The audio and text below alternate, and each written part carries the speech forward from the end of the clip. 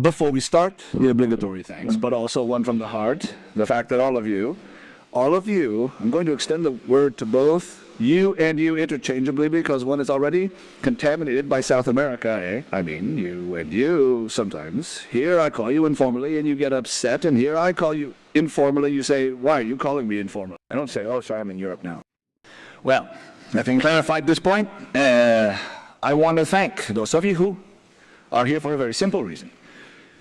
Because if it weren't for you, well, I wouldn't say either. I'm not going to be so blunt. But thanks to you, this is being recorded at a high quality level, and obviously it will be uploaded to the internet for free. So many people can benefit from your presence here, right? I would also like to thank my team. Well, apart from him in the background. Hey, hello, look. Well, they make everything possible, right? Because in the end, I am a bit like a bidet, you know? Yeah. I mean, they take me, they put the headphones on me, and then they tell me, then they let me go, you can talk now. That's more or less how it works, right? No, it's not like that either, yeah. I put in my 2 cents, and sometimes I put it in too deep, but hey, there they are. Thanks to their work, they are really making sure that everything goes very well. And then, there's another thing I would like to point out.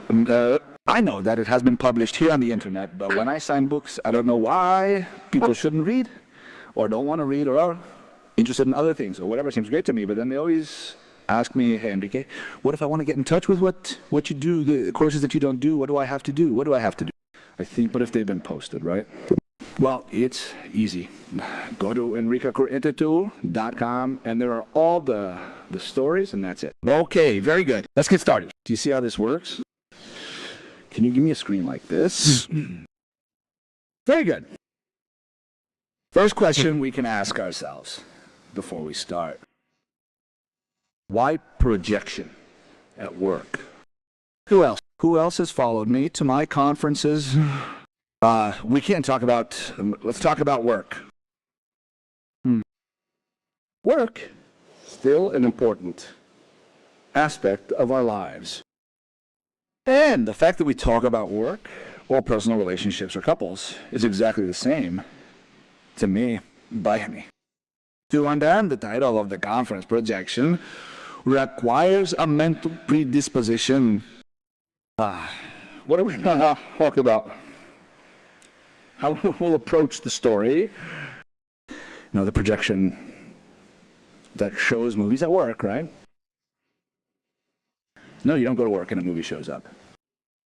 Well, the truth is that, yes, but we don't realize it. We are not aware. Well, so when we talk about projection, we are talking about our projection. In that case, we are going to talk about our projection at work. And to talk about this, we must have quantum consciousness. I know that there are many detractors who say that today it has become fashionable to talk about quantum consciousness, right? And then there are quantum physicists with quantum consciousness and quantum physicists with dual consciousness. And they are at each other's throats. And so when someone wants to find reasons for what we are explaining, and they are just tall tales, they are right. Shut up. And when others want to explain, like other quantum physicists, that this tall tale has nothing to do with it, they are also right. So work is a projection. And it is a magnificent projection. Well, why? For a very simple reason. Because with work we can 2 or even 3 times a day. At most, once or twice a day. And some people can do it a week. We can do many things very rarely, but work is our life. Work is our life. At least hours. And those who do not have a job also have work, which is not having a job, which is also work. In the end, work is something essential in our lives. Many times we wonder, perhaps, our work or the work we are doing is because I am good? Or is it by chance? Or is it because I have been lucky? Or because I've prepared myself very well? But preparing myself very well also has its own thing. I remember that our daughter, I was going to say, is so good at what she does that they would not give her a job. Why? But she said that she was so good that she had to take her resume, she had to lower it because otherwise she wouldn't get a job. Well, in fact, I think she got a job this way. But here, we have a wonderful example. What is selecting me is unrelated to me, or what you are solving for me speaks of me. Knowing my daughter very well, and she is my daughter for a reason, she is a very demanding person. And since she is so demanding and demands so much of herself, that life demands of her. This is called projection. I want to make the issue of projection clear, or it is not becoming clear. So, from a dual point of view, I can think, and in the world, people think that there is no work for everyone, for example, or that it is very difficult to find a job, for example, or in the universe or in the world, there's a shortage for everyone, and what is needed is more brilliance. And so when we start, then we receive our projection in our work. So it turns out that when I go to apply for a job, the person in front of me, we are not aware, is reflecting my information. And that person is telling me what I say. If he knew, he would tell me, do you see how I'm right? Finding a job is difficult. And up there they tell you, and the job you give us? The job you give us, you do not give us work? Is the story becoming clear? Oh, okay, from a holistic, integral, non-dual point of view, from a Baita point of view, which means not, I'm going to demonstrate with some short videos that everything we do, everything comes back to us through something called resonance. Therefore, we are always experiencing ourselves, and I am going to remove the word experiencing, and I am going to say we are always resonating with ourselves through others, and from there, it is to feel that God creates them in the color. Okay? Is it clear what projection is? Well, based on that premise, from a holistic vision, from an integral vision, from a vision where many quantum physicists, that I'm going to name, say, and explain it,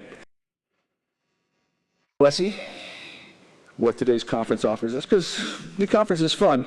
I never know what I'm going to talk about. There are some slides here that, by the way, I don't know where I am anymore. Good. So that's what I have to explain.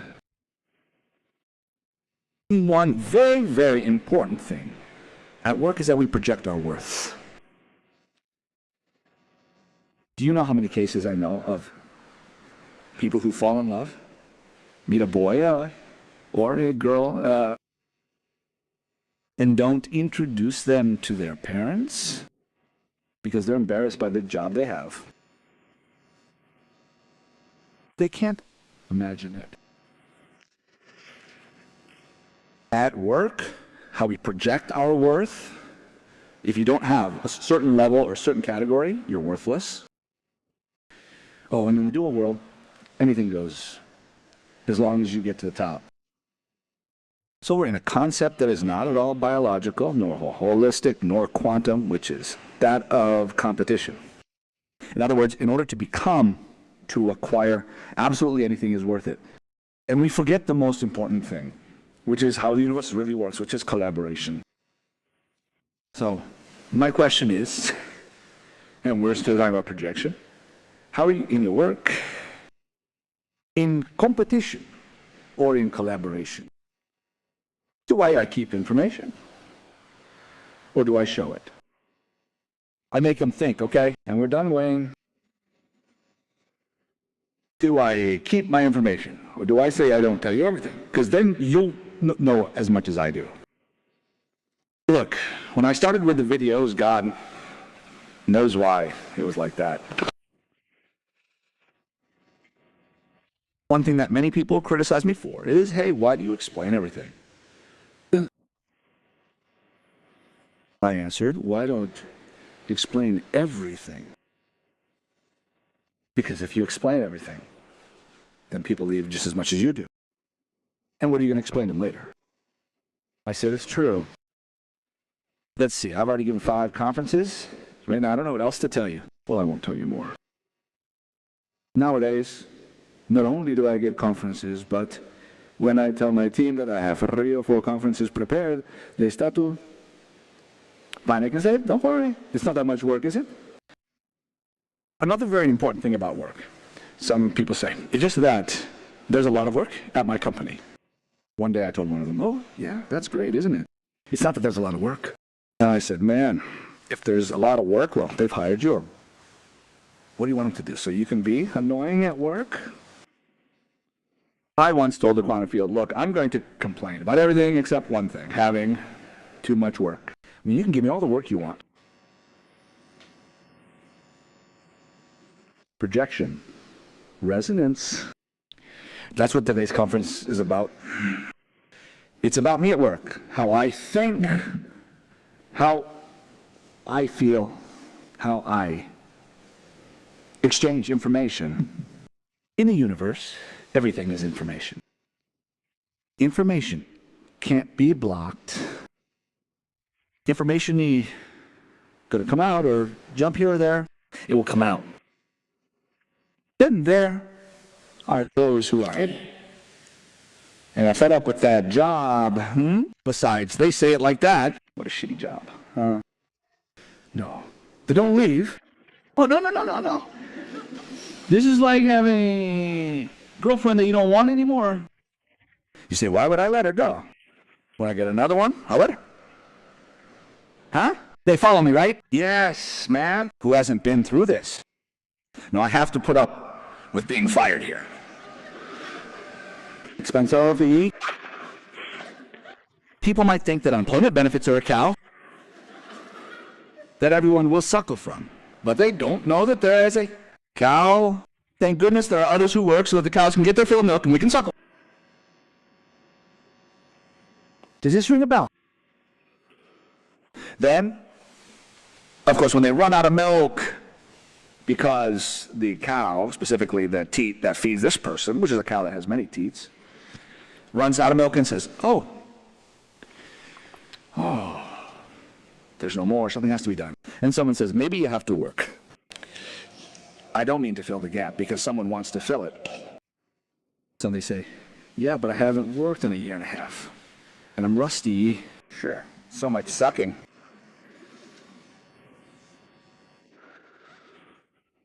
And then I get a shitty job. Rob. They say, why should I work? For Pa. But if unemployment benefits used to pay 1,000, and now they give me 500? And they complain. And they complain.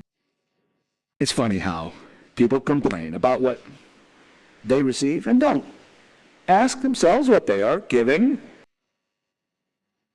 It's funny. It's funny that someone complains that they fire them at a job they don't want to be at, and then they fire them and they say, whoa, that's shitty. Bosses, sons of, they fired me. But they were firing me a year ago. And this is what you got. You're not really into a project, and they fire you, and then you get pissed off. Am I making myself clear? I got more or less here. Starting with me. We've been through this. This is projectional work. Of course, there's something we don't understand. If you haggle with life, life will haggle with you. If you don't give yourself fully to life, how can you expect life to give to you? You expect to receive, but you're not thinking about giving. Oh, and when you're talking so small that the next person in the room doesn't want to get in front of me while you're climbing the ladder at work. Of course. Then work becomes everyone dressed up. Everyone nice and pretty, all dressed up there at work. See who stands out the most. See. Done all the smiles at work.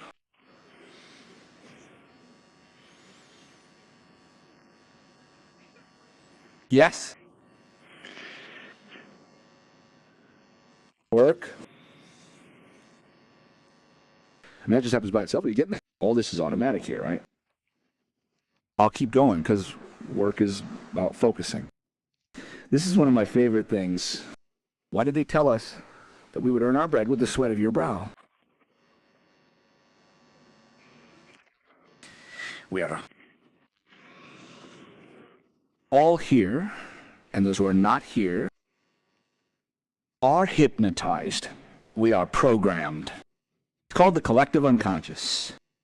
Since we were little, we are told things like, "You, my son, what do you think?" As my father used to say.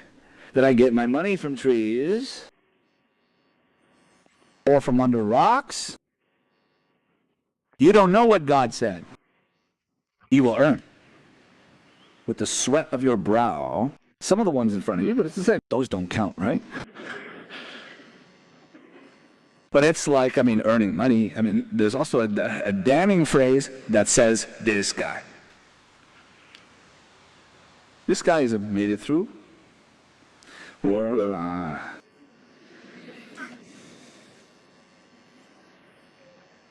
no. Hey, we're also having a few beers.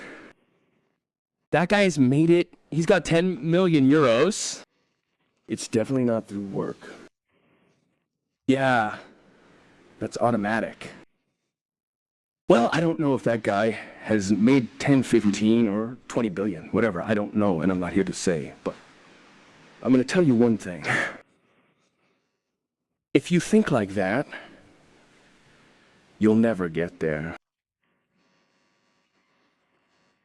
I can assure you of that. If you do, it'll lead through cheating, trickery, deception, or speculation. I don't care. It's becoming clear. So, you'll earn your bread with dirt on your forehead. That damning phrase is like a punishment. And that punishment makes us feel distant from the source in our unconscious, understanding by source. The one that is giving us life. And that the Master Jesus already told us in other ways. But we are left with the God Jehovah, not the God of love. Jesus already said it. Why do you worry about tomorrow? Jesus said, don't you not know that the Father who is in heaven does not worry about the neighbors who fly in it, about the lilies that are in the field? Forgive Jesus for how I say it, because I say it that way, but I wanted to say this, right? And how could he not worry about you? But there is a substantial difference between the bees, the lilies, and us. The bees do not even have to think about getting up in the morning and saying, what do I have to do? That does not work. He does not say to the lilies, I do not have to grow. Either I do not have to make flowers either. Look, I am going to make an effort to make flowers either. While the human being, yes, the human being is trapped in duality. And then the human being is going to have to come to a slide. There's this one. This one. We are doing well. The human being is trapped in some beliefs and noun crafts. I'm going to make a point about beliefs. Believing is hypnosis. Believing. I believe that God exists. And someone else will tell you, well, I don't think so. I think that God is white, and I think that he is a woman, and I think that he is a man. And the ego gets fat, very fat. Come on, discuss. And we are going to have holy wars. You follow me. Believing is absolutely nothing. It is a hallucination. You can get it as a hallucination. That you believe something does not mean that you know what you are believing. I believe in God. And what do you base that on? You cannot explain it. Either you know God, or you believe in God. They are two different things. And the problem with human beings is that they base their entire existence on beliefs. And you can't imagine how much duality feeds them any on a this, I believe that, I believe that. And we're constantly fighting and fighting and fighting. This is a big mistake we make, believing that our beliefs, in order for them to work, involve something else very important, which is the following: action. Action. If we really want to change our lives, we will have to change our beliefs. And changing our beliefs does not mean changing our beliefs for other beliefs, because we will still be the same. The point is, since you have some beliefs, don't change them. Simply stop believing in them, or better said, use them. As we have been educated, for example, as we have been educated, no, I'm making this up, we have been educated to pray to a figure of that. Well, you observe, you say.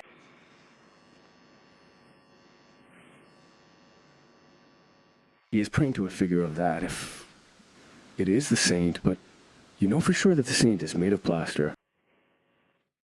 Or that the saint has that face. No, but I am more comfortable. Perfect. Pray to this figure, but know that you are hypnotized, right? Look, I pray to a wall. Very good. Look, I pray to the path. Very good. I feel more comfortable praying, well, putting myself to the Buddha. Very good. The problem is not how you pray or what you believe. The problem is that you believe your beliefs is really screwed up. Because if you believe your beliefs are true, you automatically have to defend them. Does this sound familiar? And when there is someone who turns out to believe the exact opposite of you, then you get really angry. And then you think you have the right to judge them. And now, why can't you? Well, before they would stone you and you would burn, now they tweet you. I bear witness to the universe that I am here talking to you. And do you know why I'm talking to you? Because you came. Yes. If there were no one here, I would be having a few beers and talking to those who want to talk to me. And if there's no one, talking to myself who also has a great time. We are. That is why I understand that those who are here, as they are not curious, and may like or dislike something, have every right to do so. They have no right to criticize, because they do not have the truth. And least of all, I am here explaining an experience. What I am explaining here are not beliefs, ladies and gentlemen. These are personal experiences. And if you will allow me, I am going to do some marketing now. I have written a book called I Am You. And it is precisely about all this. Now, I'm not saying this so that you buy the book. I mean, it is clear if you want to buy it, fine. And if you don't, fine too. But it is a very good book, okay? Well, but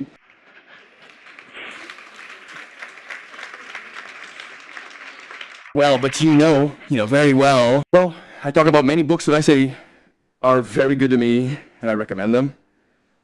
And I also promise you that I don't charge a single royalty for them. I mean, that's how I honestly feel, and that's how I say it. Okay, very good. So Talsad said a phrase that was really spectacular to me, which sums up what I'm explaining. A belief is not something that the mind possesses, but rather something that the mind possesses. And that's what we have to be clear about. I mean, ladies, gentlemen, family, everyone. You can't stop believing for the moment. Because if you stop believing, you would disappear from this universe. And I'm not saying this. That's what the metaphysics of A Course in Miracles says. The day you stop believing, you will see me. There is no obstacle between you and me, my son. You have placed the obstacle, and they are called your beliefs. It is you who put up barriers for me. It is you who put up difficulties for me. It is you who put me very far away. It is you who feel expelled from the paradise. It is you who lives in want and in deprivation.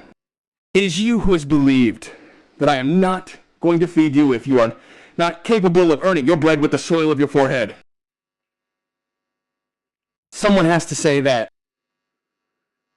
as an opportunity that you can change your lives if you change your beliefs about fundamental things in your lives. Now we would be in the Middle Ages and I would be crucified, burned. Hey, calm down. Hey, very good. Mahamandi. Your beliefs become your thoughts. That phrase is very well known. Your thoughts become your words. Your words become your actions. Your actions become your habits. Your habits become your character. And your character becomes your destiny. Mahatma Gandhi. It's all a matter of frequencies. When your thoughts are in coherence with your words, with your actions, with your habits, with your way of being, and expressing yourself, then you will be forging a destiny. T. Guston said something similar. That which you do not express, that which you do not do, remains in your unconscious, and later you will call it destiny. Therefore, we are not creating destiny. In here, we remove the word destiny and put, we are constantly living our projections, more dice. Okay, very good. Let's continue. This dual error leads us to the famous phrase that I like to hear so much. Come on, I say it in a rhyme, okay? I mean, I'm asking myself, what do I have to do? How? When? In what way? Sometimes a consultation begins. And I haven't even started to say, well, what do I have to do? I mean, okay, save yourself. Okay, what do I have to do? And if you tell him you have to do a handstand 10 times a day, he believes it. He believes it. They have to do a handstand 10 times a day. So, of course, since he doesn't know how to do a handstand, he tells me, of course, the wise Enric Corbera told me to do a handstand because it's hard to do.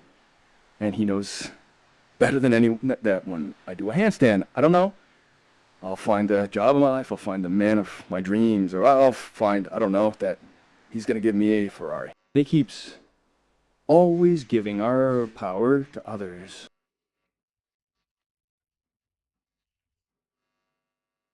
Always. Always. To the Maruja above, to the card reader below, to the advice of that friend that I can't see but I always listen to.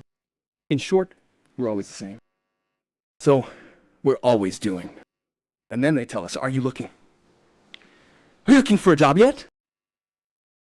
Hey, don't you know that he who seeks finds? And one says always, let's see what I can. No, persevere, strive, push, fight, don't give up. I'm very tired. This is very tiring. Really? I don't know very well, but I know because of this is very tiring. I'm not going to say that if you strive, you won't achieve something. Because that's one way of achieving things. It's the long road. We're not long. Or am I going to tell you to sit in an armchair and say, Yoi.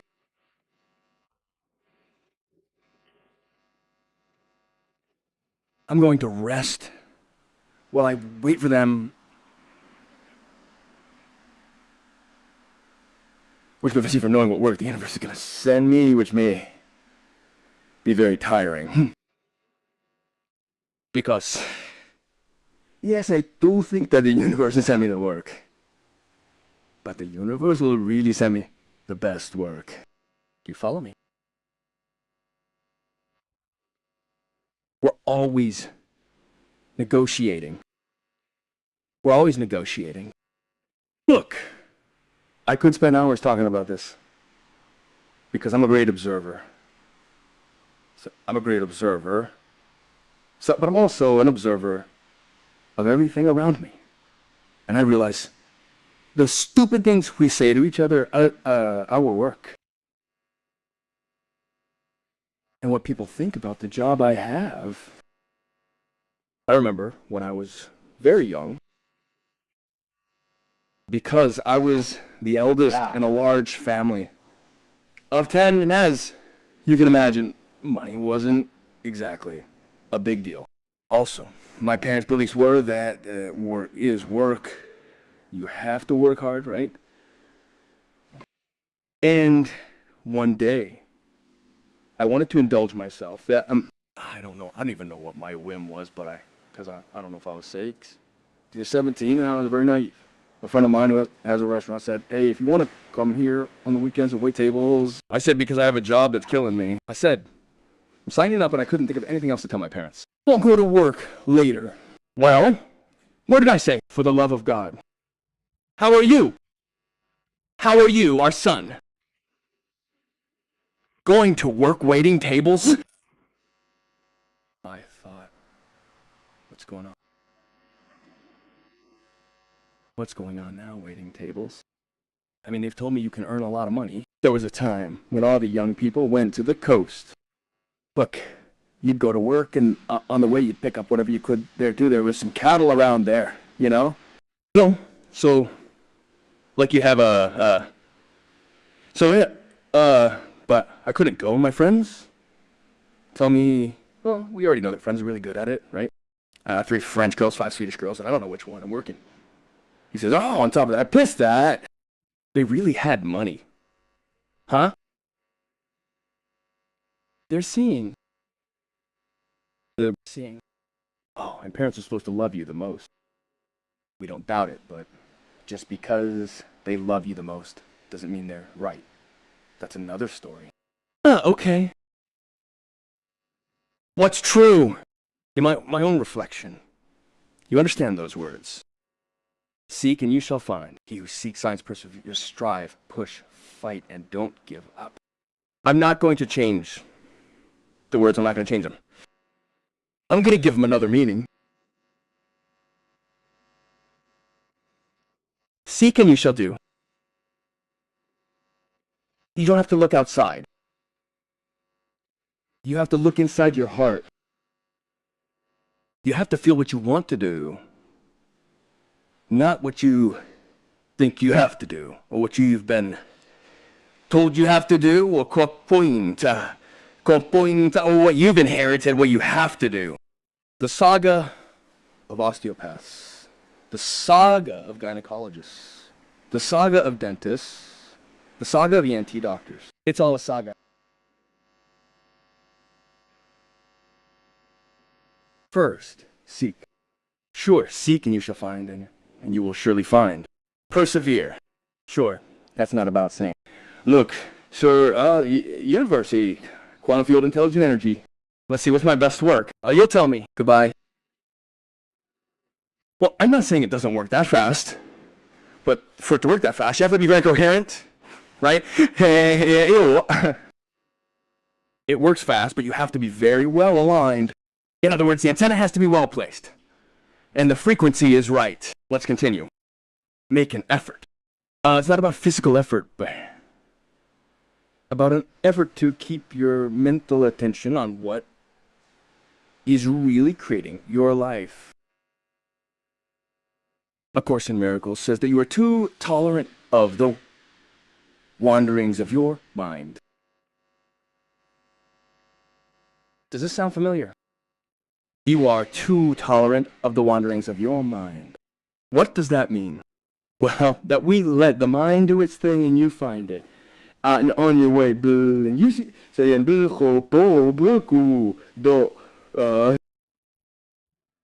and it says, boo.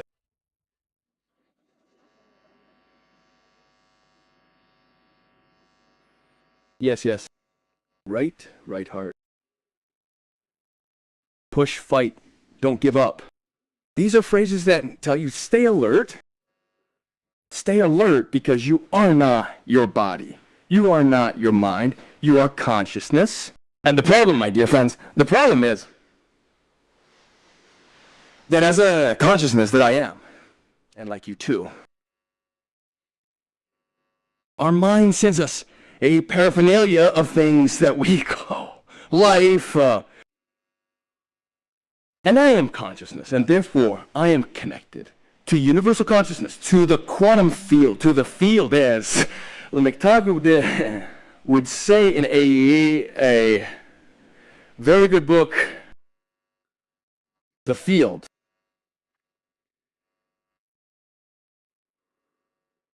And I identify with it. And then I am watching the movie and I am suffering. And I cry and laugh. And I beg. I get caught up in that madness. And I live the movie, and I say that it is real. And since there are a lot of us who project our self, and whoever dominates the world takes care of that, keeping us well hypnotized, we create clubs of greens, clubs of blues. And I say blues and greens for the sake of saying something. Let everyone put what they want. And then we have to prove that the greens are more idiots than the blues. We suffer, we get sick, and then we don't understand why. Do you understand me? And I'm just skimming over it. What I'm proposing here with other conferences is that it's not about not observing, and I don't want to get ahead of myself. Obviously, it's about observing, but this is what is meant by attention. Observe. You are consciousness, because what the world wants is to trap you in a polarity. Either for you to think white, or for you to think black, or for you to think what the mind is programmed to think, which is the mind of the ego. The ego has taken it away from us. If you look at the movie Matrix, it's the Smiths. They're the ones who dominate the movie. Follow me, hearts. This is something to think, right? Think, think, think. Okay, let's continue. And then comes the next question. We have to look. And what are we looking for? Huh? Here the movie begins. Here it really can be done. Well, soap operas are based on all this, right? So we have to look. So people tell me, I would work, but I don't know what to do. I would work, but I don't know what I like. What happens is that I would like to work, but first I have to think about studying. Well, there's an impressive world out there. The search is based on some fundamental premises, which are the following. I'm not in the right place. There are mistakes in the universe. The family I'm in isn't the right one. Why do they say? Of course, with that shitty family I've been given, right? How am I doing? I would have been, I don't know, some rich guy. I mean, he's as stupid as the son's a rich guy. I mean, no. What do you think? It's not that I don't have the necessary education. Stick with that, please. I could have said more. I don't want to be annoying. Then when I wrote, they tell me, my son and company, they say, it's because you write a lot. Well, I mean, because I'm thinking and writing, right? Then I change everything, I add more. But look, in the dual universe, chance is believed and everything is random. But in the quantum universe, chance doesn't exist. There's no such thing as bad luck or good luck.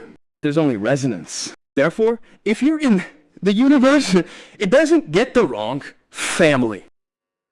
The stork didn't get it wrong. It left Paris and went away instead of leaving you, and it made you black. It says, damn, I wanted to be white. In the world, being good. In Catalan, you're a bit stupid, I don't say. It's just that it's so good. It's so good that it's not for my daughter. No, it says, look, two ladies meet, and it says, hey, how are you? How's your daughter? It says, oh yeah, very good, very good. It says, I found a wonderful job. She says, look, after 15 days, the boss already gave her an apartment, right? And he promoted her. And she was put in charge of the factory, and he raised her salary. Well, if she was earning 1,000, I think she earns 4,000 or 5,000, outrageous. She says, what does yours say? Mine is just as bad as yours, but with less luck.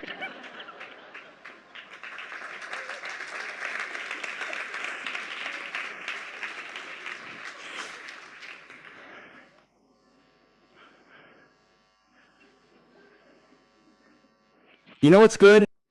I prepare my conferences, but to distract myself, you know? Because the idiot has to do something. She says, if he says to you, are you ready for the conference? I say, yeah. Well, let's start. I say, okay, I'll do it. And then we'll start doing it right away. They supervise me. It's really fun. They supervise everything for me. Let's see what you're going to say. Do you know why they say them? He says, don't say nonsense. Don't worry, I'll say it later. You don't need to say it. I mean, make sure everything is well placed, everything is fine. They do an extraordinary job, right? No, I'm not making fun of their work. I'm just making fun of them, which is very different, right? I mean, I'm saying it in a good way, right? Right. They take care of the details, they take care of the image, and then they ruin everything, right? But it doesn't matter. Do you know why? Because I love it. Like Jorge from Maldita Nerea told me, Enric, when I watch your videos, I see a big kid who doesn't care what people think of him. And do you know why I don't care what you think of me? Because that makes me free. My value doesn't depend on what you think of me. Do you understand? My worth depends on what I'm saying. It's what I really want to say. It's really what I want to convey. Do you understand? God is the only thing I care about. I'm going to connect with people. I'm going to say what I want to say. And I'm going to laugh. I'm laughing because if the world didn't laugh at you, it would be enough to shoot itself. Hey, turn on the TV for a little while. Just a little while, okay? If you really told yourself, today my wife says, turn on TV 3, let's go to TV 3, TV 5. I don't want to know anything about this world because it contaminates me. I'm going to put on something that make me laugh. So I see the price of history. Oh, I like the price of history. They're the fattest of all, but they're more. They live happier than hell. Now, if you've seen the price of history, huh? The Chuny, all that. They don't give me anything for advertising that program, huh? Just a heads up. Don't think that guy's doing publicity for the program? No, I like it. In the end, my wife, as I always see it, also looks as I say, no, yes, it fits. Because also, since they talk about things that it's like a pawn shop, so they bring things and tell a little bit about the history. I'm interested in history. So they talk about where this came from. And there's always someone who tells you, I think, right? And then there's what makes you watch the show, right? That you play dumb and you don't really see it, etc., right? I don't know why I'm explaining that, but I feel like explaining it and taking...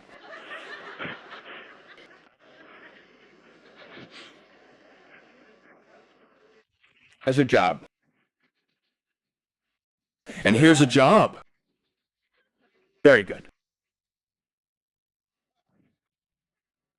Okay, let's get a little more serious. When I talk about Buddha, I'll make a reference to Buddha. This guy really has merit. I know he doesn't give a damn about that.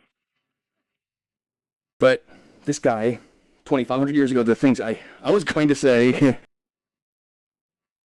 well, it's outrageous, not to say something else. I mean, let's be respectful, shall we? Because now we're in front of Buddha, although he was laughing more than I was, I'm sure. Good. Buddha said, we become what we think. I don't know if he had any idea about quantum physics, but this is total quantum. We become what we think. Einstein, too. Imagination is everything. It's a preliminary vision of what's going to happen in your life. Imagination. When you get an idea, you say, oh, I've had an idea. You've connected with an idea, damn it, and then you project it. Then there are those who will throw it to the ground, don't worry. Or those who say, this, you want to say, this isn't going to work, this I don't know what, this I don't know how many. They are projecting their limitations, and you are seeing your doubts. I want to separate from my husband, and I am going to tell my friend, who wants to separate from her husband, but for 20 years, you know any years. Don't ask her. There's no need to ask her. It is up to me to tell you what she is going to tell you. It is better that you do not ask. In any case, ask the one who got divorced and ask her. And ask her, hey, how have you been? What has your experience been? You're not going to ask the one who doesn't want a divorce, because she'll tell you about her experience. Don't get a divorce. Look. Close my eyes. And think about it later when you swipe the credit card and see if it goes well. And if not, think about it yourself. Well, these are ways of life. It's exactly the same at work. We're, as far as I know, from work, we're not giving our best. We're swearing at our boss all day. In the cafe.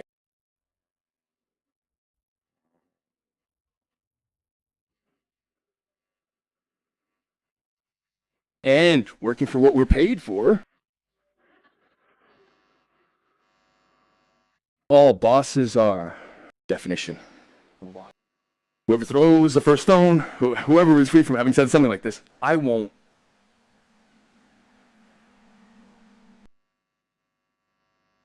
And then one day, the boss tells you, look, Pepita, our performance has dropped a lot. You have to change. And you. Yes, because, of course, I don't know, the boss who is polite tells you, is something wrong? Are you getting a divorce? That's very fashionable. No, I'm fine. Well, either way, you don't have anything. Look, we've decided that you're leaving. Then when they leave, they don't wonder. They don't wonder why I was fired. They don't ask themselves. People don't ask themselves that.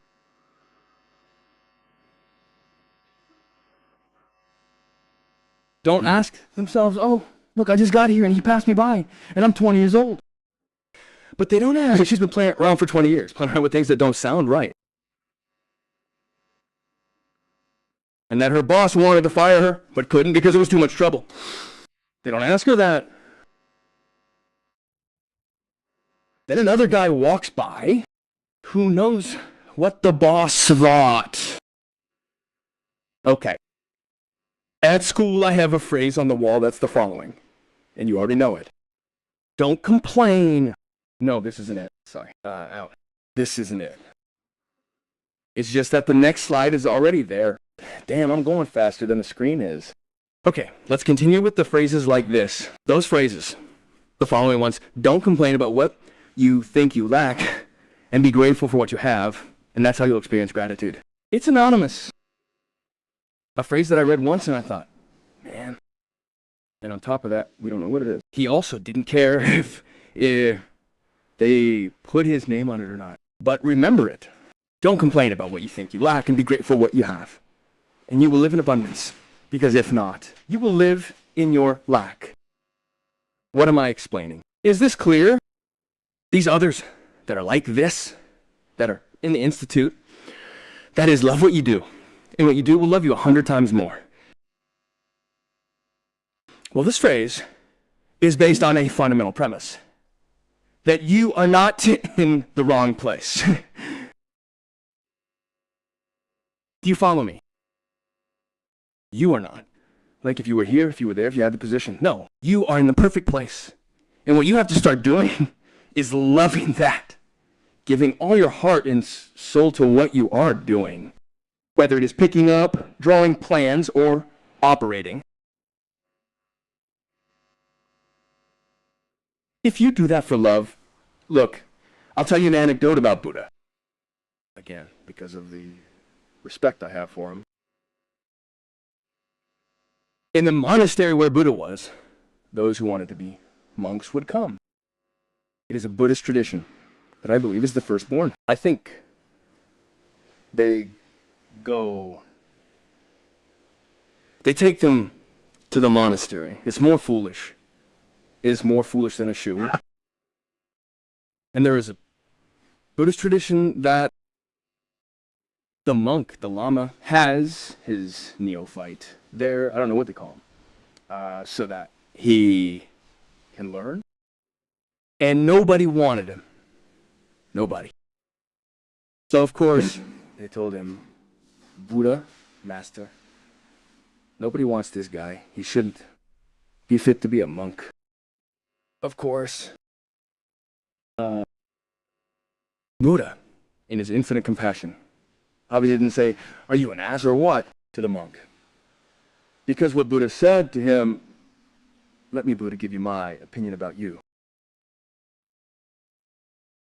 Then excuse me for the nonsense that I'm going to say right now in a moment, but I have to explain this somehow, and I don't know how to explain it.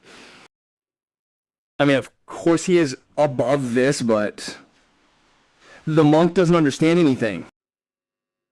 The monk assumes that the universe has made a mistake by putting that guy in the monastery. Do you follow me? This is an error of duality. But of course, since the monk is not yet enlightened, Buddha says, of course, if you were enlightened, you wouldn't tell me this. But it turns out that there were no enlightened monks in the monastery because no one wanted them. And so the guy said to him, well, I'll be the one. The remaining monks were standing around. You, master, you're going to have to. If no one wants them, what am I going to do? Throw them out. Because Buddha knows that person isn't there by chance. So Buddha said to him, and the aspirant said with very good intentions, Master, what do I have to do? Does this sound familiar? What do I have to do? He said, that guy can't read. The suttas or whatever they're called won't understand. He said, look, you're going to take care of. I'm telling you now. It excites me because I must have been 17 or 18 when I read this. And it changed my life. And the thing is, back then, I was very stupid.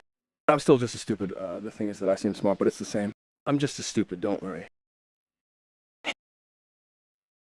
He said, you're going to be in charge of always keeping the floor of the courtyard clean. The courtyard, not the temple, okay? The temple is clean. The courtyard. There's wind, rain, leaves. All you're going to do is keep the floor of the courtyard clean, and you'll say, I don't know, a Sudha mantra. Whatever, the next mantra, I'm cleansing my soul of all my impurities. I'm cleansing my soul of all my impurities. I'm cleansing my soul of all my... And don't say anything else. And of course, all of them. Monks were amazed when this guy.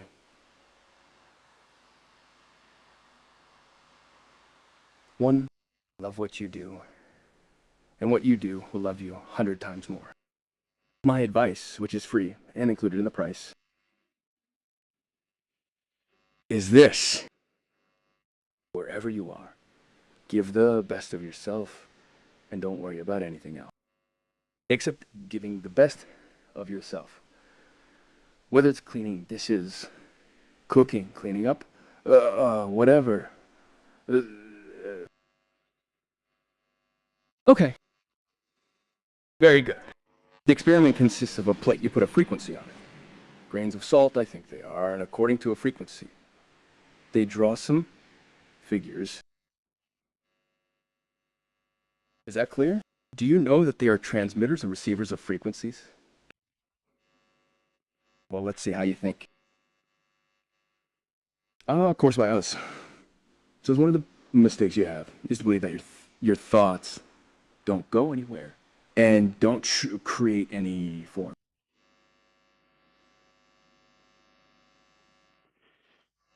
I had a very nice teacher who taught me hypnosis. He's Brazilian, and he explained that he once went to a laboratory in Brazil, where I don't know if I'm saying it right. They captured the subatomic particles of the universe, and they were reflected on a kind of dark or trans screen. I don't know. It wasn't there. And then the scientists told them, look, here we receive the atomic particles of the universe, and we capture the frequencies, etc., etc. He said, look how that works. Put your hand on it. We put his hand on top, and then his hand was drawn underneath.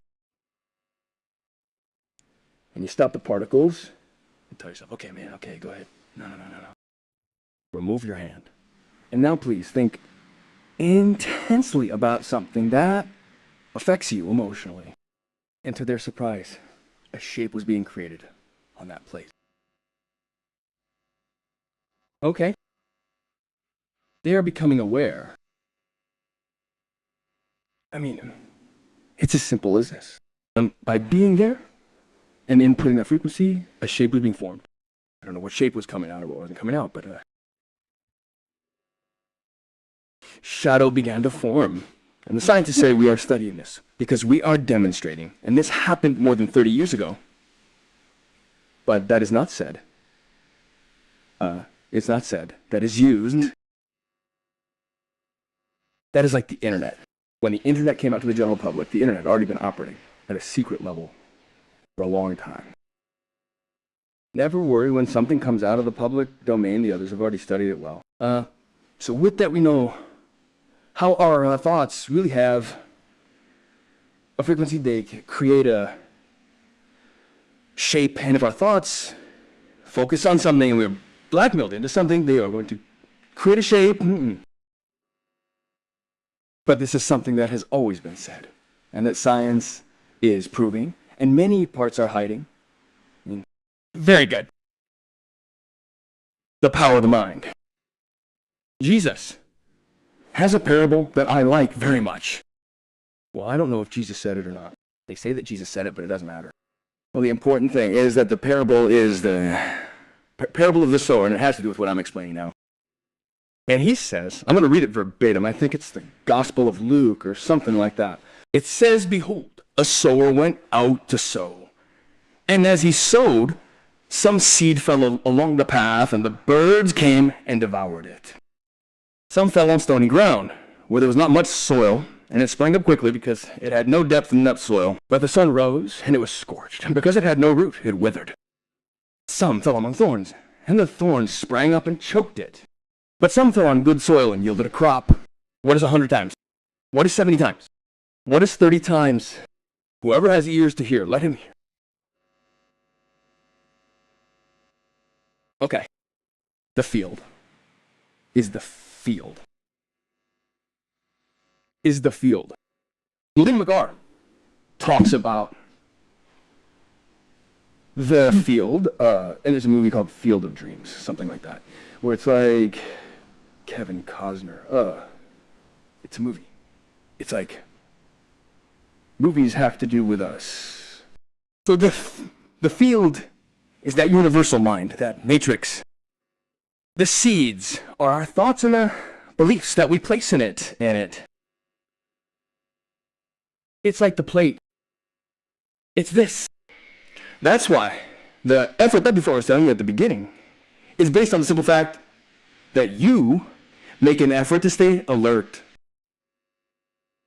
To stay alert to what you're seeing, because the screen of the world, that is dominated by the matrix, the ego, wants to trap you and attract your attention and polarize you, because when you become polarized, you are out of coherence and can be controlled and dominated. You understand me, I suppose. So, that's why it's so important that we have to reprogram our minds. And here we are explaining this. We have to reprogram our minds. And we're talking at work as we talk about other things, because at work we project, I repeat once again, many values, a lot of energy, and many beliefs that are really conditioning our lives. What do I mean by that? That you don't go anywhere to get enlightened. That you don't have to go to the Himalayas or the Ganges to pray or put on a red or green button here or bathe naked in the Ganges. No, it doesn't matter if you want to bathe, you bathe, okay? But don't turn that into a ritual, right? They weren't born here because they fell when the stork flew by. Look, Cadillac, man, what a mood, I swear. It couldn't have fallen on the side further away or higher or lower. They're not here by chance. The best laboratory they have, starting from the family, is the other family, who sometimes spent more time with the other family than with the family. This is the field. This is our opportunity. That's why we talk about work. Not because work is more important, but because we give it a lot of importance, because it's given a lot of importance. Well, Lynn McDowell, I want to honor her because that young lady, or lady, is a great researcher, a journalist, a science journalist. Oh. Come on, they crucified her. They threatened to kill her. The girl, well, she's really pretty, and she got out of all this alive. Because she really used what she was teaching, what she had explained in the book, in the field, and in the book about the principle of intention. It's called The Power of Intention. Thank you, Monche. The Power of Intention. A big red book like this. But it's not Mao's, it's about intention. It's telling you about the power that our intention has. And there are a lot of examples and scientific studies demonstrating what I'm explaining. And I want to do honor to McKagan. Oh, I don't charge royalties for advertising steelbooks, just to be clear. I mean, it's a wonderful book. The Field and the Power of Intention. In it, Lynn McKagan, this is taken from an interview they did with her, okay? Okay? In the interview she says, the English mathematician Paul Dirac, an architect of quantum field theory, was the first to postulate that there is no such thing as nothingness or empty space. And he said that if all the matter in the universe were really removed, all of it would still see subatomic particles in the field and react. Then he also said that at temperatures of absolute zero, when all matter in theory should be frozen or unable to move, he says, there are still fluctuations of subatomic particles. Also, a certain physicist, a certain H. Putov, what a name, right? But anyway, I suppose he means something else. Well, that gentleman said that in a zero-point field, it is a universe of shadows. Pay close attention to what he says. Hey, do you remember what he said about the shadow? He says it is a universe of shadows, a universal memory of everything that has happened throughout time. And then McAdam defines some characteristics of the field, and Dr. Boken defines some characteristics of the field. He tells us, the zero-point field proves the existence of a higher collective consciousness as part of all of us. Okay, I'm not saying that. I'm just an echo. That is, a messenger, a porter. Pay close attention. Dr. Robert Lanza, in his book Biocentrism, talks about how consciousness created life and created everything. Therefore, there can be nothing that arises from an act of consciousness. We are conscious and quite unconscious beings. In fact, 4%, 5%, and the most enlightened 6% are conscious, and the rest are unconscious. Therefore, this unconscious is what dominates our life. And that's why it's so important to become aware. In fact, our unconscious is constantly fighting to stand out towards that consciousness. And what we're doing here is contributing our grain of sand so that people become aware of the importance of it, how to do things, in what way, with what consciousness, wherever you are. In this case, we are calling it work. Which is not about what I have to do.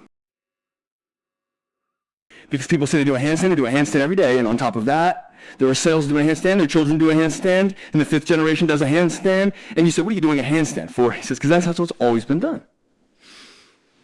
And Einstein, who did an experiment like that, said that there's something very stupid. He says, but human beings win above all, don't they? Nay. I mean, we really do things that I ask people, do you know what an Easter egg means? Si sigma ides.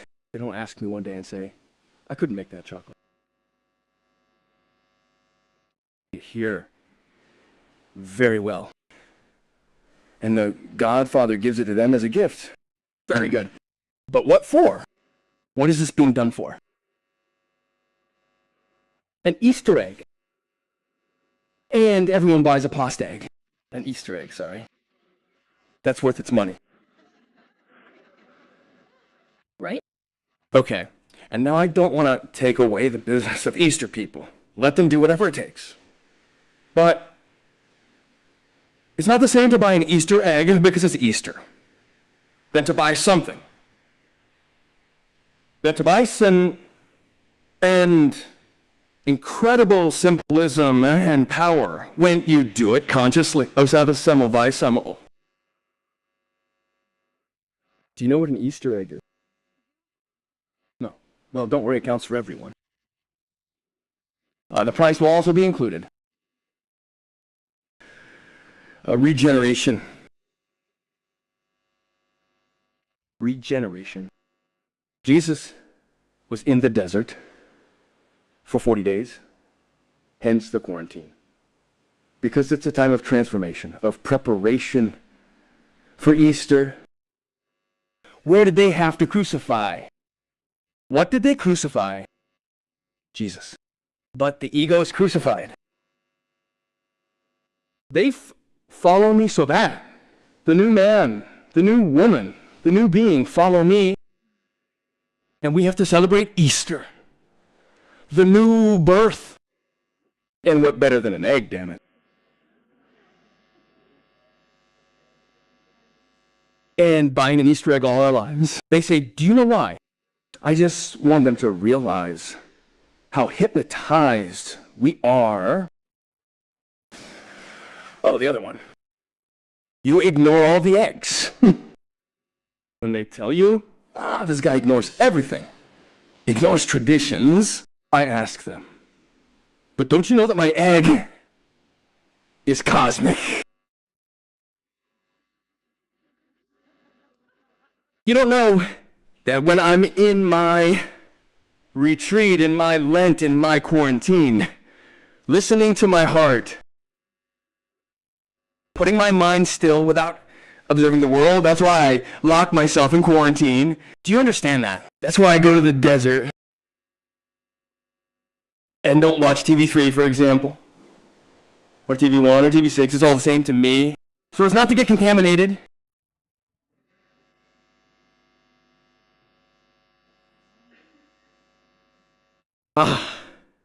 That's why the Lord goes and is tempted by the devil. But don't think that the devil is someone who has horns. No, no, no, no, no. It's our ego. And what are you doing here? And what will your family think? If we have to have traditions, we have to laugh. Ha ha ha ha. What will they think? And you're screwing yourself with guilt. Does this sound familiar? Now we're going to celebrate Easter. And what do you celebrate? Empty. You have dinner with what you want for dinner. You eat with what you don't want to eat, with the cocoon from the brother-in-law, with the idiot of the... Okay. How are you? Are we doing okay? No, I'm not going to continue with the Easter egg because I'm going to change the conference. Let's continue with something else. I'm changing my chip and I'm on another track. But it's okay, right? Easter is halfway here. Because as we just spent it, well, very well. Lynn McTaggart says, the existence of the zero-point field puts an end to dualism. There is no longer any need to have two truths, that of science and that of religion. Come on. Since the world is the world, science and religion is that Einstein once said. He says the most captivating emotion there is that behind science there has to be mysticism, because if there's no mysticism, there is no science. Where did those people who think and investigate come from? Through an inner power, an energy that surpasses them. Einstein said that. Einstein said it less. Good. The existence of the zero-point field suggests that all our actions and thoughts can be felt and escape everywhere. This is called resonance, which Dr. Buchanan, an oncologist, neuropsychologist, and expert in nuclear physics, nucleus, has a very good book that I promise I'm going to give a talk about. It is called Emotions Against Cancer. It sounds like something. The power, right? The anti-cancer power emotions, I don't know what. Well, very good. Thank you very much for informing, but it doesn't matter. It says the following, among other things, that all of our particles resonate with the entire universe. Remember the one about quantum entanglement. Our thoughts and emotions generate waves that can materialize in the physical world. The reality is that we have all been made of a field connected to the universe. Okay, let's continue. Well, now we are going to enter some swampy terrain. I'm going to kill myself, because now more than one of you is going to sting. But don't worry, go to the pharmacy and buy some Sister Virginia powder. And emerald otter. I don't charge either, I'll go in case you buy it, right? Or if not, talcum powder for itching. For the children. Okay. Let's go to ready. Okay. We're on the subject of abundance and work. Okay. And there it is. There are people who have been close to me, who have collaborated with me, and people who around me, or I around them, it's the same, have not understood the concept of abundance very well. I mean, they have understood it the other way around, and say things like, since my work is very good, I charge a lot, and if you charge cheap, it means your work is not worth it. And since I think my work is very good, I charge a lot. I'm not going to get into that because I don't know what is expensive and I don't know what is cheap. Because I would always ask a question in relation to what, to whom, and when.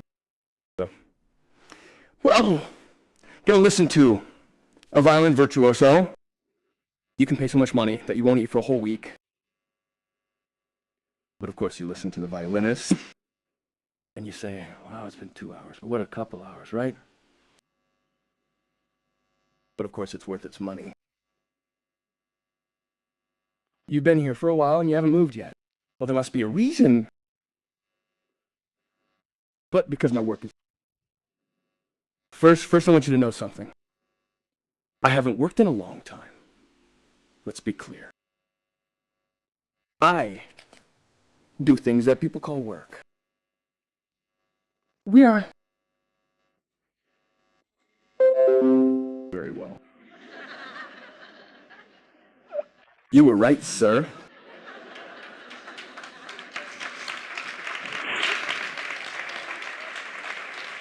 Have you seen it? Look at this. Some will call it coincidence. Well, no, that's called synchronicity. And they told me, very good, Ree. Keep going, champ. I mean, You can do it. One day, I said. One day I didn't charge anything. No one can say, you don't charge for your work. Well, that gives a price. I mean, look, my work is worth so much that it has no price. Therefore, I don't put a price on it. Look, being abundant, or feeling abundant, is not having €1 million in the bank. I know people who have them, and they are unfortunate. That is not being abundant. Being abundant is knowing that you will always have what you need to do.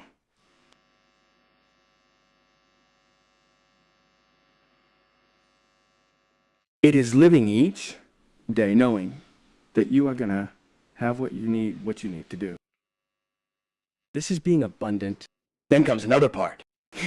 Hey, here we are. Gonna tie ourselves up well, huh?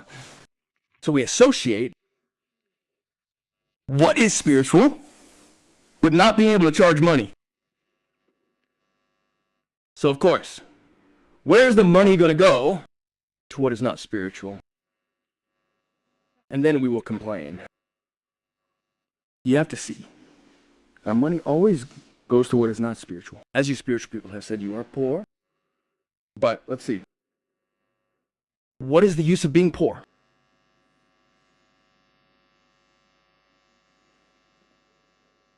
Because what is the use? Of course, I generate an energy called money.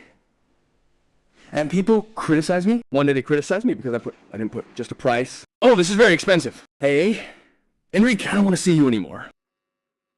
They put me on pedestals and bring me down every day. I'm lucky that I took anti-inflammatory pills to help me get dizzy because I'm still high the next day. Next day. Look, as A Course in Miracles says, I don't want merit or demerit. I mean, my right hand doesn't know what my left hand is doing. I know people who have died poor and broke, and people with no money who dreamed of giving things away. For example, I've seen this in India, where they would give you a dirty glass, but they had nothing more than a glass of water. And there are people who don't even say good morning to you, because I have to save up saliva. Okay, so, questions. Having a lot is associated with not being spiritual, and having little with being spiritual. What is spiritual doesn't have to cost anything. And if you charge a lot, it's a business. Let's continue.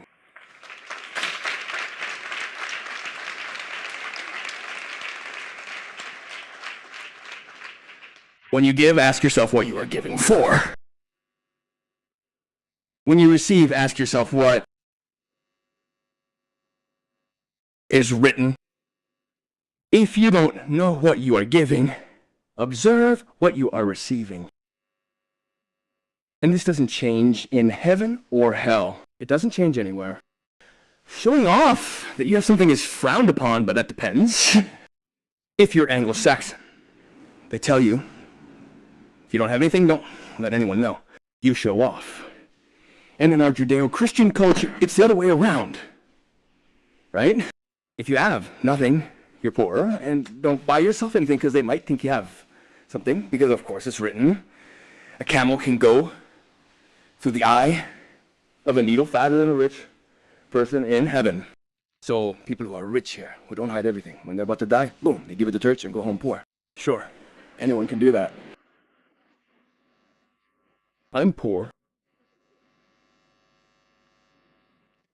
Anyway, it's always the same. It's about showing off and not being. Let's continue. Wealth is a source of wealth. These are reflections. How does your poverty benefit the world?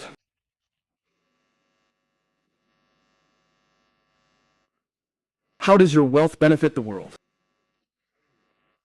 What can it contribute to the world of poor?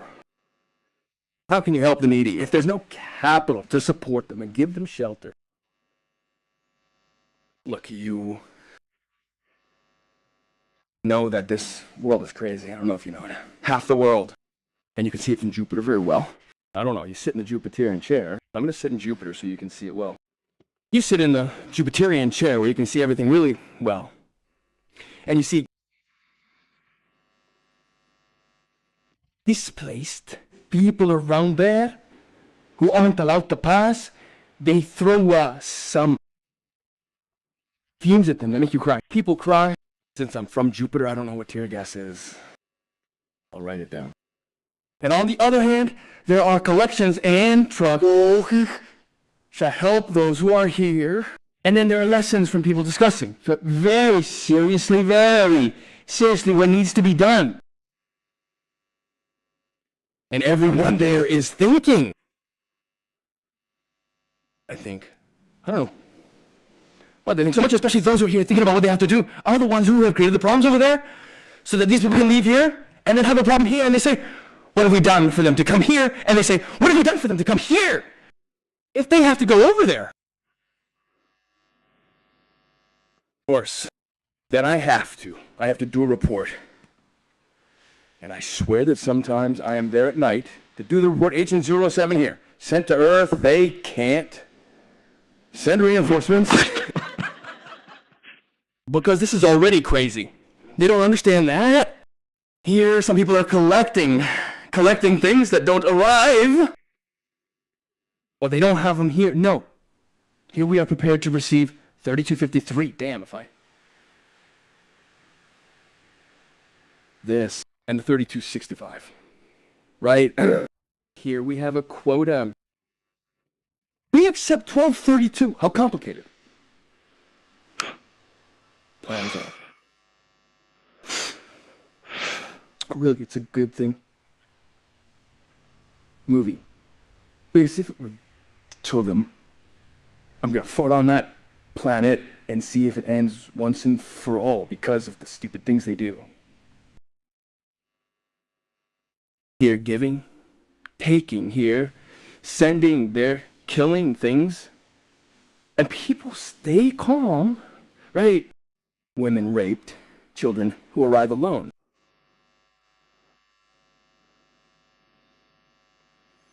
I know we're taking on the work, right? The work it takes to regulate all this. But someone has to say it. We have to observe it. Gouge Ben said, when I was 18 years old, don't think that what happens on the other side of the world has nothing to do with you. Don't think, because that's not true. I was 17, 18 years old. I still have the book. Those are the books that leave a lasting impression on your life. That phrase left me shocked, didn't it? Don't think, even though I was raised in the fundamentalism of the Catholic religion. Don't think that what happens on the other side, the murderer who kills the other one who suffers, that has nothing. That was one of the books that changed my life. Well, do good and don't look to whom. Give for the pleasure of giving or to obtain. Let not your right hand know what it is doing with your left hand. And there are two wonderful examples. Walt Disney and Neil Donald of conversations with God. Walt Disney. Have you seen the movie called Gold? You haven't seen the movie? They don't give me anything for this either. But on iTunes, whatever it's called, for example, they can't download it. It's the story of a person who believed in and loved his dream. He made a fundamental mistake in that he thought he had to work for someone else. In other words, what the universal field had planned for this guy was much more than he could have imagined. Hey, that guy kept going from failure to failure to failure to failure.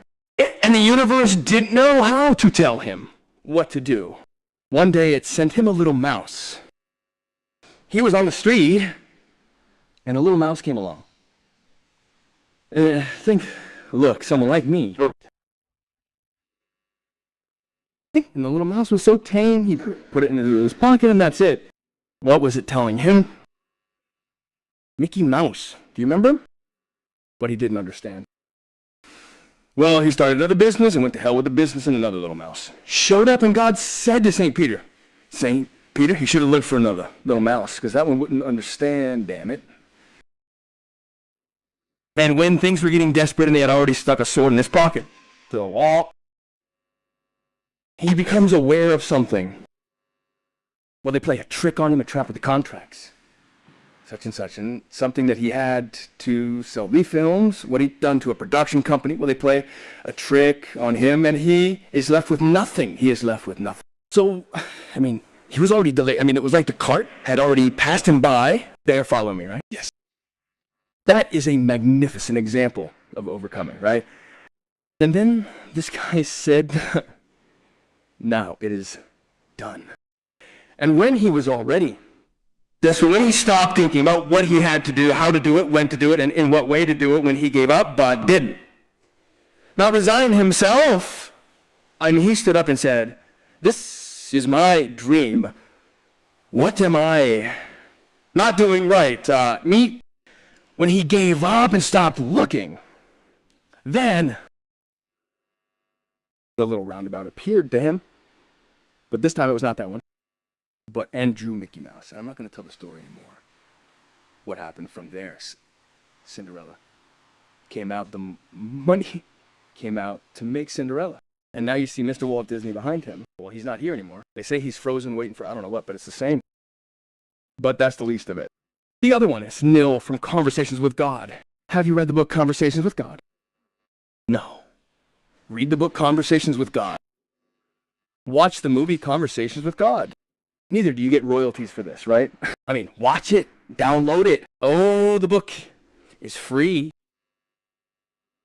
You have to buy it. But you can watch the movie. But buy the book. Buy the book. I'm really emphasizing this. Why? Because if you want to receive, try to give first and don't worry about receiving. You will receive.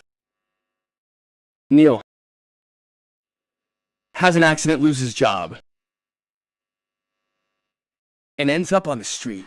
But on the street, street eating garbage and such, until she has a transformative experience and begins.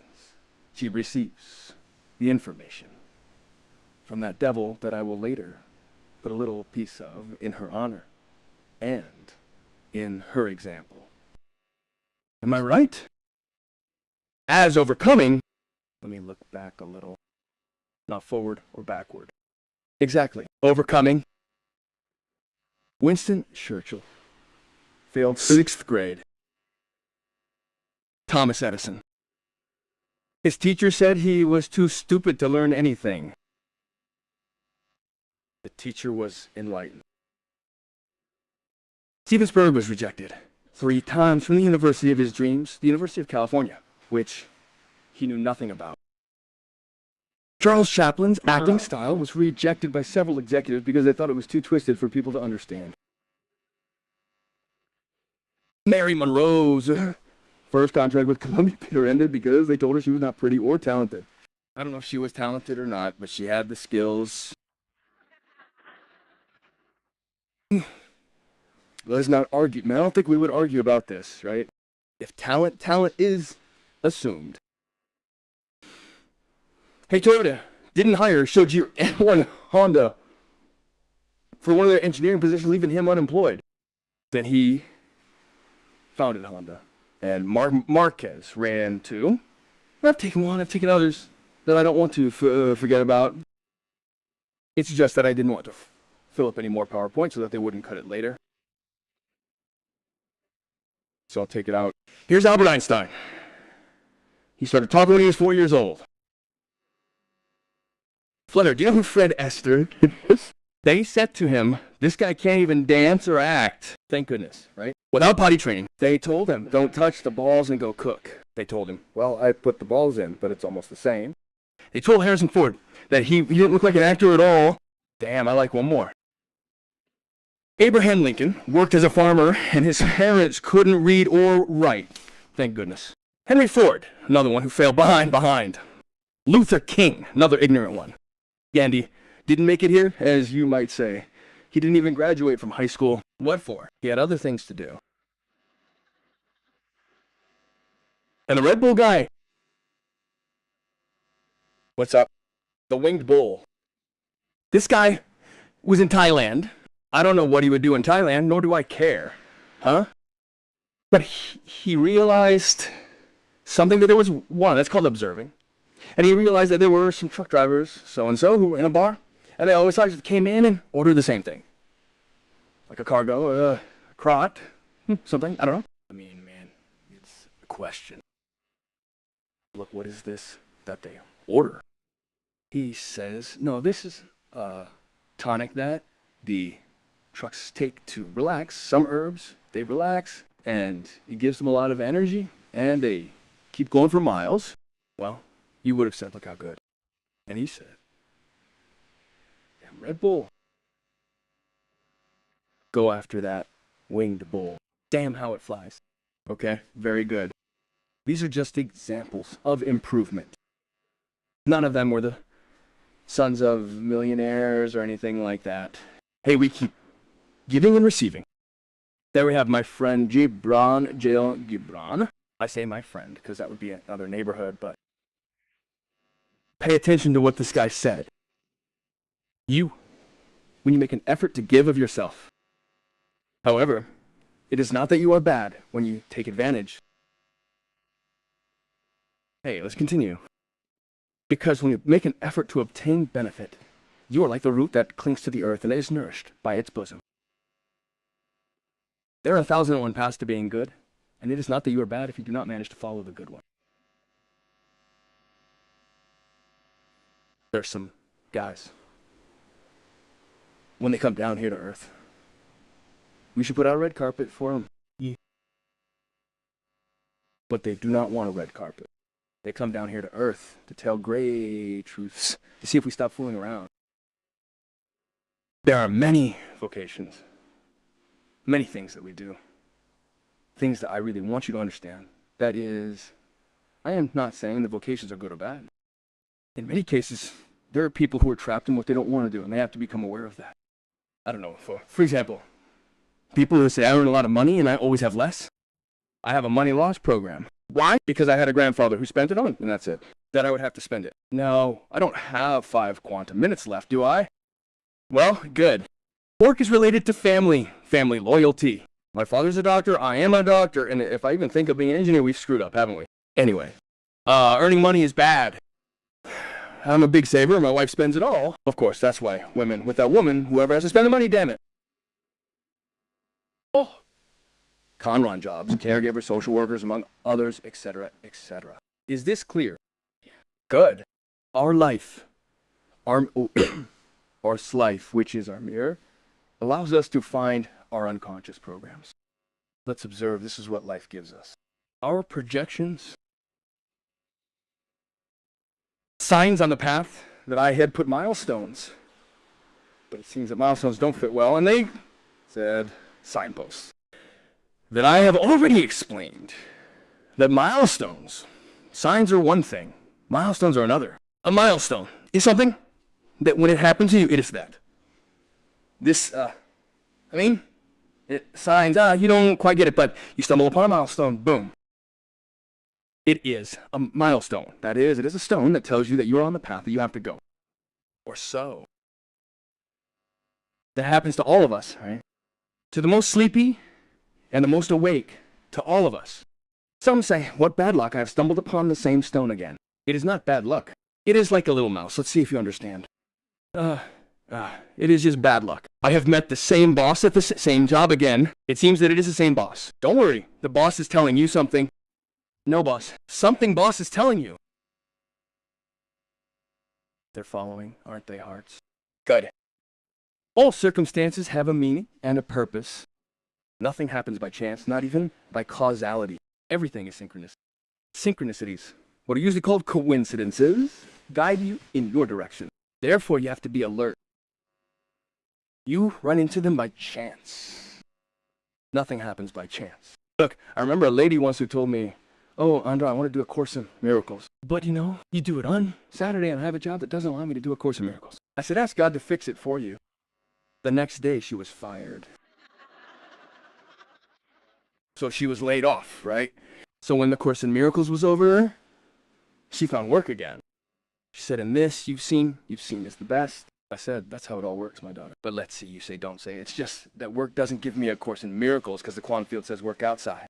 Instead of saying, Lord, guide me because I want to do the Course in Miracles. They might tell you, well, on Saturday, you're going to come on Friday, right? But as he said, work is what bothers me. Boom. Such, bringing a dream to its conclusion implies commitment and taking necessary actions. Then, synchronicities will manifest more and more in your life and will continue to outline your path. Pay close attention. Each one says the same thing.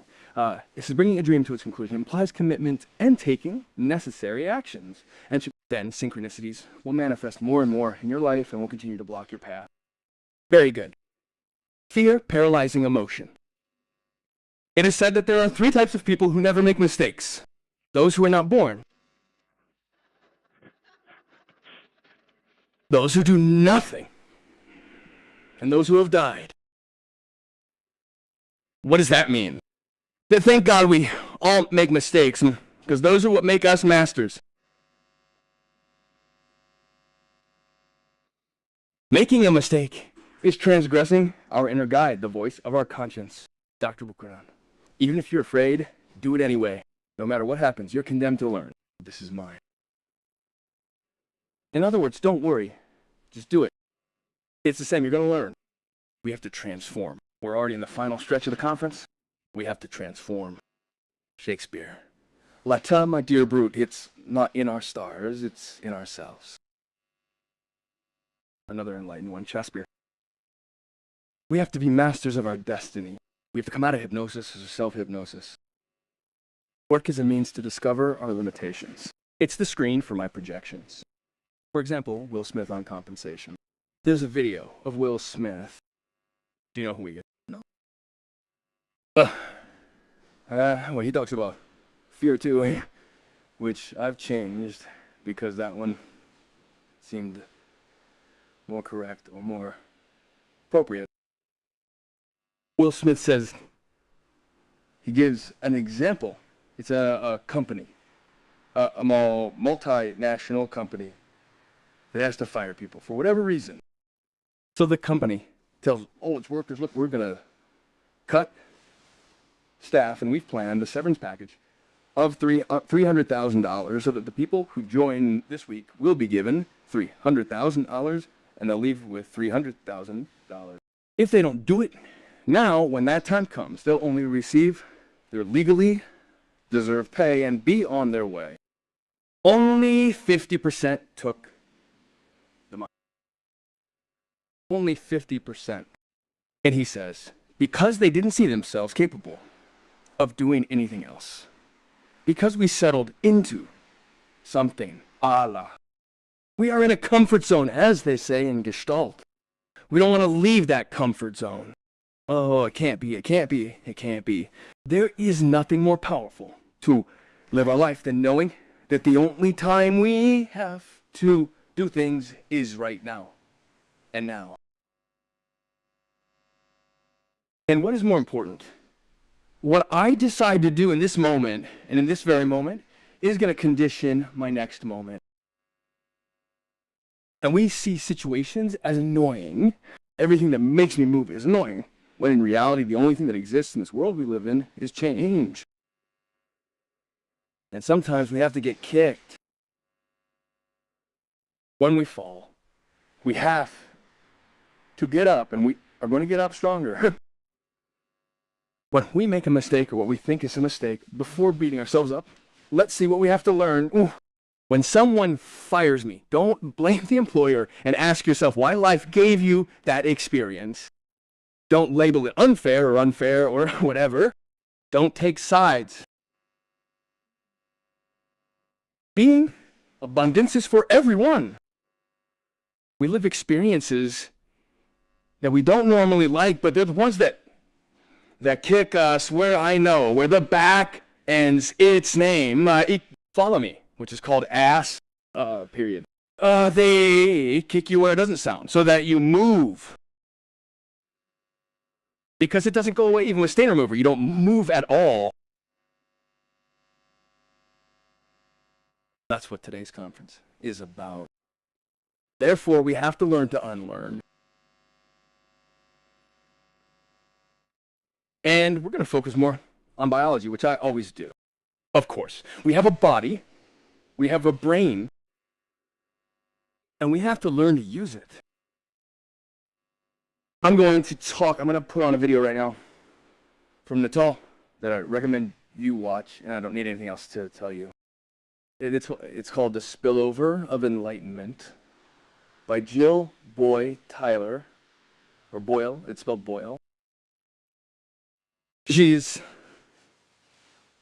a scientist, a neurologist, and I think she works on the subject of the human body, etc., etc.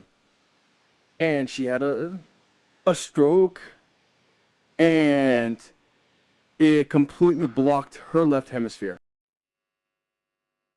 And she tells an experience in a video that lasts 20 minutes, which really demonstrates that everything we have been doing, she experienced in person.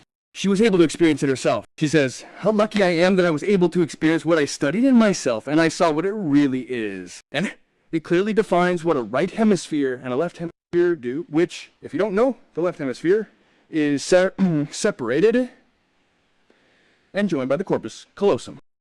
The nerves pass through the corpus callosum in such a way that the nerve branches of the hemisphere connect with the prefrontal of the right hemisphere, connect with the prefrontal of the left hemisphere. In other words, it's like if I look from one side, I don't see an image. If I look from another side, I see something else, and I have to put things together to form something. Do you follow me? And what do we form? The world we live in. And this is what this lady demonstrates scientifically from her own experience. Do you follow me? Okay. What this lady advocates, and what we advocate here, is that if they are really in the left hemisphere, which is the one that deals with how, when, and which she explains works, like a serial processor that analyzes one piece of data at a time it is oriented. In time in a linear way, that is, past, present, future, that is, in other words, it looks at the experiences that they project the future. Are you following me? Okay. It continues, categorizes, analyzes the details, associates the information, etc., etc., thinks in language, does not appreciate any relationship between the self and the environment. It is like I am separate from others. It continues, thinks methodically, makes judgments, and constantly seeks to transform reality to control a better future. Does this sound familiar? And the right hemisphere says, it works like a parallel processor. It is capable of analyzing a lot of information at the same time.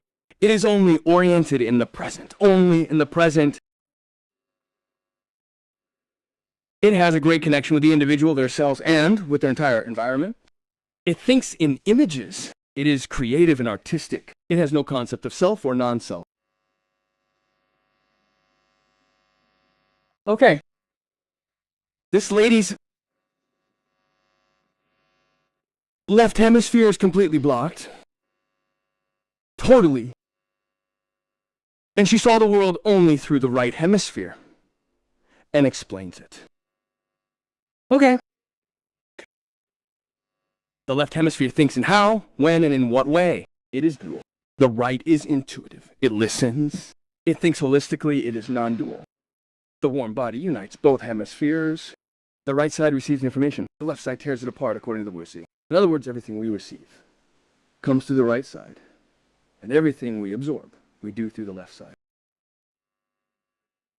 Don't look for solutions. Don't ask questions. Because you have all the answers. You just have to be quiet. Go deep inside yourself. Stop taking positions. Stop judging. Stop falling into the trap of playing the victim. Follow my hearts. And stop thinking that what is happening to you, even if it bothers you, even if it hurts you, and even if you don't like it, is for your highest good. And find a solution. And healing will always come in whatever way it has to be. Of course, that's great. The laws of success. Sucks, as I say here, is not achieving something. This is not success. Success is not an achievement. Success is a consequence. Is that clear? Success is not projecting, I want to get here or do that. Success is a consequence. Many people tell me you are a successful man. He says, well, I don't know what I've done because I've never planned to do what I'm doing. You understand what I mean? I gave away my gifts, my abilities. It turns out that I know how to communicate well, very well, or at least people listen to me, which is another thing. Good. So Augmentino has a book. It has many of me, and that one specifically is called The Greatest Miracle in the World. And it has more or less to do with what we've been talking about today. And he says things like, always be yourself. Don't imitate anyone. Show yourself to the world. Count your gifts. Realize how many things you can do. And walk 1 more kilometer. You have the greatest power, the power of choice. Walk 1 more kilometer. When you feel exhausted, when you know you can't do anything else, walk another kilometer. Because if Edison had stopped at the 10,000 light bulb and hadn't made the 100,001 design, we would all be in the dark. Let's wait for another edition again. Are you following me? Okay. So the power of choice is choosing to love instead of hate. Choosing to laugh instead of crying. Choosing to create instead of destroying. Choosing to persevere instead of giving up. Choosing to praise instead of criticizing. Choosing to heal instead of hurting. Choosing to give instead of stealing. Choosing to act instead of procrastinating. Choosing to grow instead of consuming yourself. Choosing to bless instead of blaspheming. Choosing to live instead of dying. Many thank you. Thank you.